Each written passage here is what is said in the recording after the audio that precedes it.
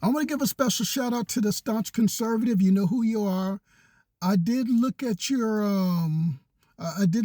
statement and everything, and I did respond, and I appreciate your passion. I'm passionate too, and I'd normally respond that way, but we can still be friends concerning all of this stuff that goes on, because the reality is that when we live in a country, everybody's not going to think the same.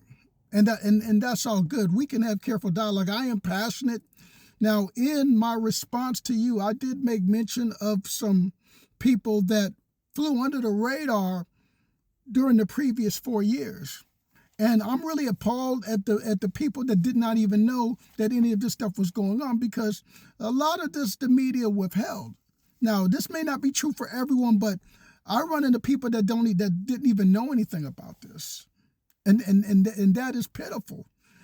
But that shows dishonesty within the realm of what goes on. Now, let me give a quick civics lesson to a lot of people. We have the legislative branch, we have the executive branch, and we have the judicial branch. I took civics, but listen, understanding that the legislative branch makes the laws, the executive branch enforces the laws, and the judicial branch interprets the law. Now, we saw that on full display at the beginning of this new administration. And, when people talk about tyranny, they got to be very careful.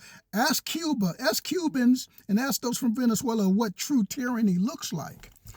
And those of you that don't understand the Bolshevik revolution back in the early 20th century, and the rise of Fidel Castro in the late 50s and the early 60s, tyranny came as a result of anarchy.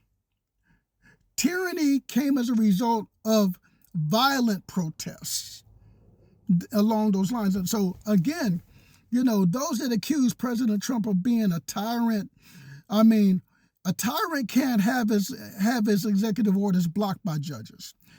A tyrant can't be impeached, not once but twice.